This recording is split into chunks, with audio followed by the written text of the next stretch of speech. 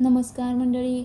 अधिक महिना व्रतवैकल्य, उपास, दान, पूजा, यज्ञ, हवन आणि ध्यानधारणा करण्यासाठी सर्वोत्तम मानला गेला आहे.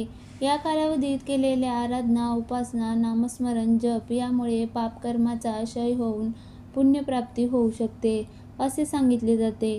या कालावधीत दान केलेल्या 1 रुपयाचे पुण्यफळ 10 पटीने मिळते, अशीही मान्यता आहे.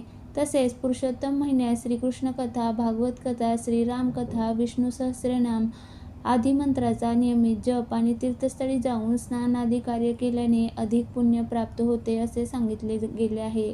भारतीय संस्कृतीत परंपरा, संस्कार यामध्ये दानाला अधिक महत्त्व आहे. अगदी रामायण महाभारत काळापासून दानाचे महत्त्व अधोरेखित झालेले आहे. कर्ण हा आपल्या दानशूरपणासाठी आजही ओळखला जातो.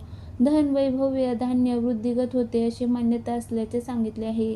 अधिक महिन्यात दानधर्म करण्याविषयी काही पुरातन शास्त्रांमध्ये उल्लेख असल्याचे दिसते.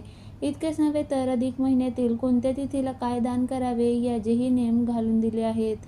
प्रतिपदा दिवशी तूप, चांदी यांचे दान करावे.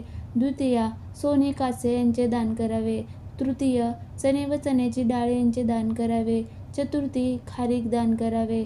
पंचमी गूळ दान करावा. षष्ठी अष्टगंध दान करावे.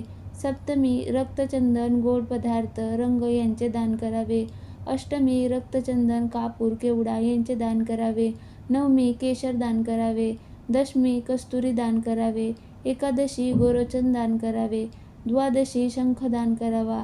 त्रयोदशी घंटा दान करावे.